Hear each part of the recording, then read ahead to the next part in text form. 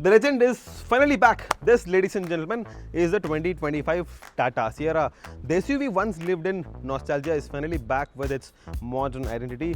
Tata Motors has reimagined the iconic nameplate with fresh new design, a premium cabin, and also gets lot of new age features. It also gets multiple powertrain options which put it right in fight with the Seltos and Creta.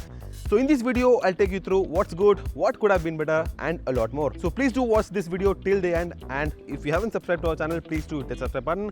This is Harshit and you're watching Terms of India Auto.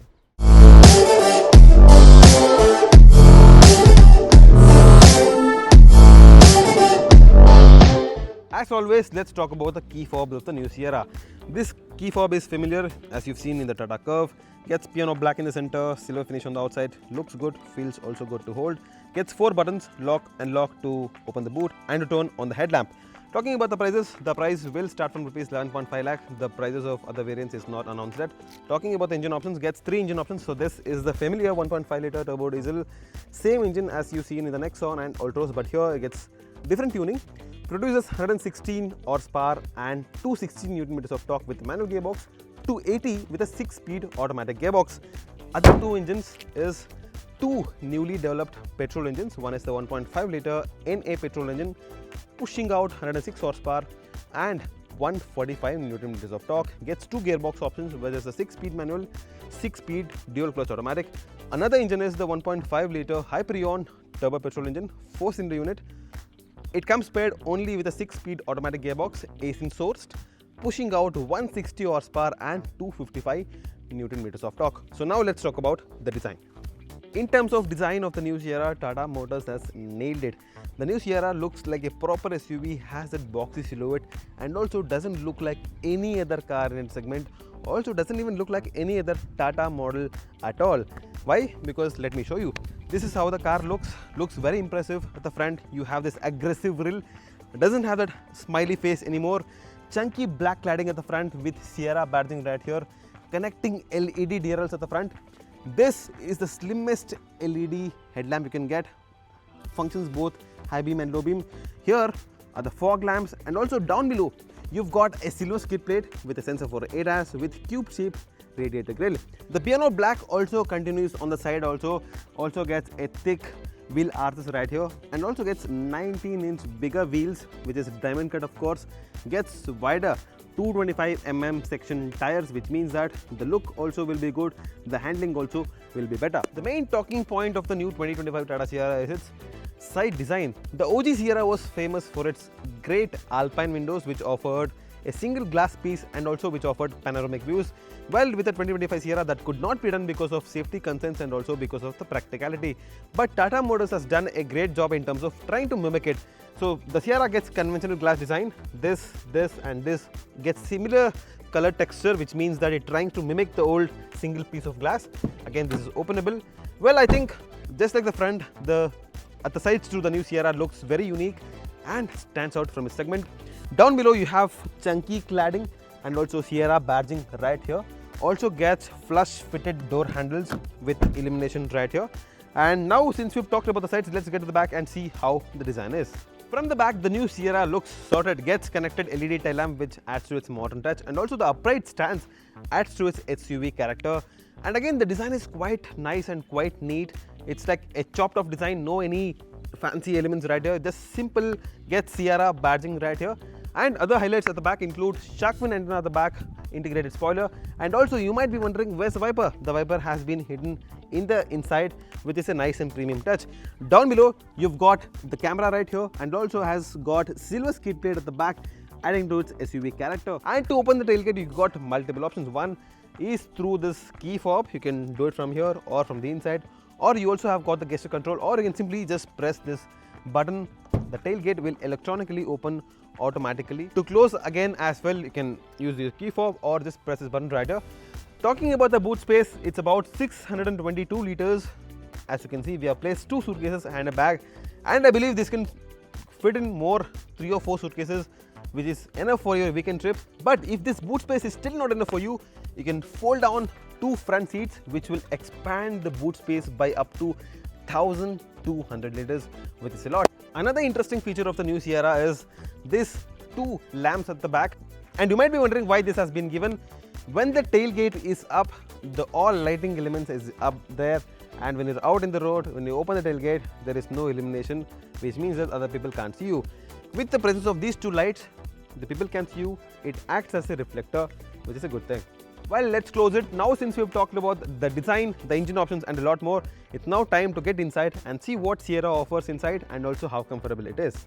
This is the interior of the new 2025 Tata Sierra, and the main highlight of the cabin is this 3 triple screen layout measuring 12.3 inch here, 12.3 inch again here, and also 10.25 inch driver instrument cluster.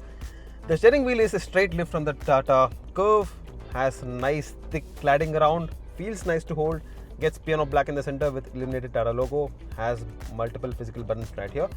The cluster again is unique, has multiple functions. You can also put your navigation map right here. It's again very functional, has tons of features. Moving center is a 12.3 inch touchscreen infotainment system, has nice resolution to it, gets multiple options, connected car technology, wireless Apple CarPlay, Android Auto, Amazon Alexa, and also gets arcade store. Other features include 12 speaker JBL sound system with Dolby Atmos. There's also a surround sound bar at the front, ambient lighting, connected car technology, dual zone climate control, wireless phone charger, ventilated front seats, and also gets a 360-degree camera, which also has good resolution to it.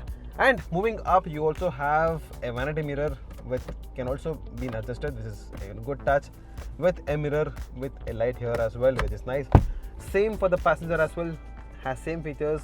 Up here you also have cube shaped LED dome lamp, a button to open your panoramic sunroof, and a lot more.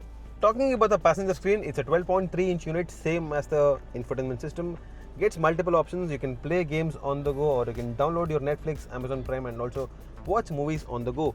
And also, if you don't want to distract the driver, you can connect your own Bluetooth headset, wear it, and watch movies on the go. One thing here is that this should have got a privacy glass, which means that the driver still could see the screen and can get distracted. Right here you also have got a button to start and stop the engine. Here you have a button to select the terrain modes. It gets 3 terrain modes and 2 drive modes, Eco and Sport. Here you have buttons to open the boot and also to turn and off the auto hold function. Talking about the seat comfort, my height for reference is 5'10" and I can sit here comfortably. The cushioning is really good.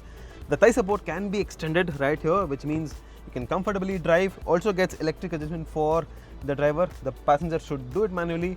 Well, the cushioning, the headroom, and also the overall support is really nice. Talking about the back seat comfort, the front seat has been adjusted for my driving preference. As you can see, I've got tons of knee room. The thigh support is also really good. The headroom is also really good. Overall, the back seat comfort is really good for someone who is about my height. It also gets an almost flat floor, which means that 3 people can try and sit comfortably. At the back, you also has got a armrest with 2 cup holders, 2 AC vents right here, 2 Type-C chargers with a space to hold your mobile phones, and you also has got this piano black touch with a pocket at the back with 2 mobile holders again. Also has got a sunshade and a separate lamp for your, if you want to read books, and also a holder right here. Also a large panoramic sunroof which will go all the way to the back. Overall, the back seat experience of the Sierra is really good. And one more thing I missed out, also gets boss mode for the back passengers, which means that you can push the seat all the way up and have a lot of space in the center. So now, since we've talked about the design, the engine options, the features, and a lot more, it's now time to get behind the wheel of the Sierra and see how this car drives and handles.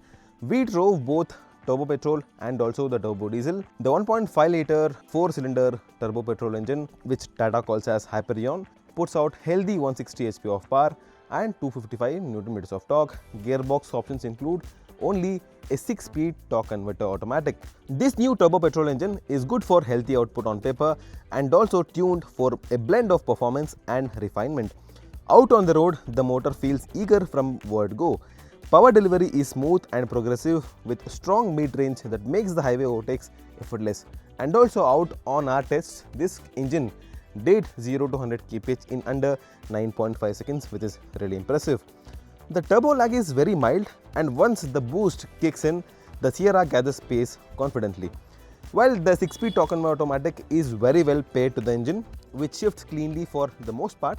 In city traffic, it keeps the SUV relaxed and easy to drive, while on open road, it holds gears long enough to extract usable power without feeling strained. Well, now let's talk about Sierra diesel driving experience. It's powered by Tata's familiar 1.5-litre 4-cylinder diesel unit.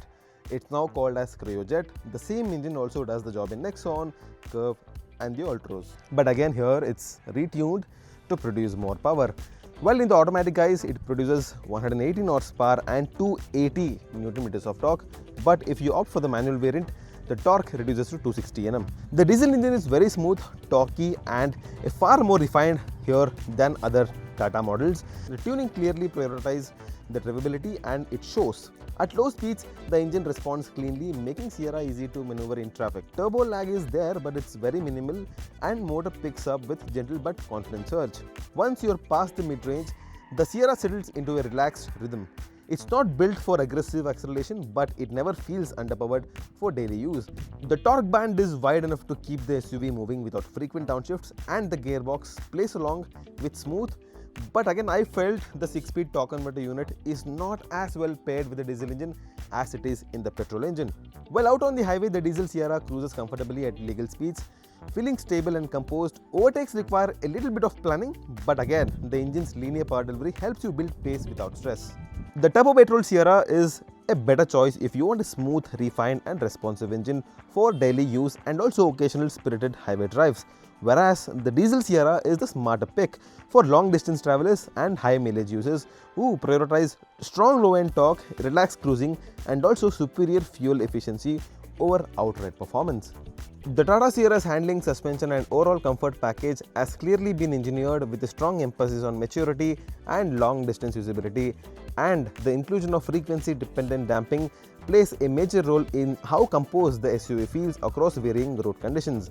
At low speeds, the suspension works with a soft absorbent character.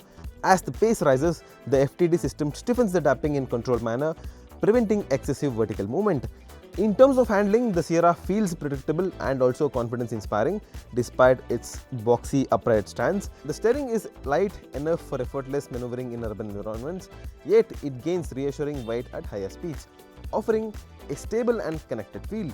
Body roll is present as expected in a tall, comfort-focused SUV, but it's well contained. The suspension's ability to filter out mild corner bumps adds to driver confidence, ensuring the SUV remains settled even on less perfect highways. Well, now talking about the verdict, overall the new Tata Sierra comes across as a super easygoing, comfortable and well-rounded SUV that's built for more relaxed driving than chasing lap times.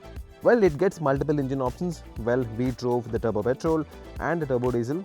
They do their jobs well depending upon what you need, but what really stands out is how smooth, planted and comfy the Sierra feels on any kind of road. The FTD, the frequency dependent dampening, works quietly in the background to soak up the bad passes and keep the SUV steady at high speeds. And also the handling is predictable enough that you always feel in control without any drama. Add the cool retro modern design and a cabin that feels calm and premium, tons of new age features, and the Sierra ends up being one of those SUVs that just makes every drive feel effortless. But it isn't perfect yet. The diesel can feel a bit strained during quick overtakes, and the petrol isn't the most fuel efficient, and also it isn't the most refined in its class. There's also some noticeable body roll if you push it very hard, and also enthusiastic drivers may find the overall character a bit too laid back, and also absence of a manual gearbox in the turbo petrol is a big miss. Still, for anyone looking for a stylish, comfortable, no drama family SUV that also stands out from its segment, that also prioritizes ease over excitement, the Sierra delivers exactly what it promises.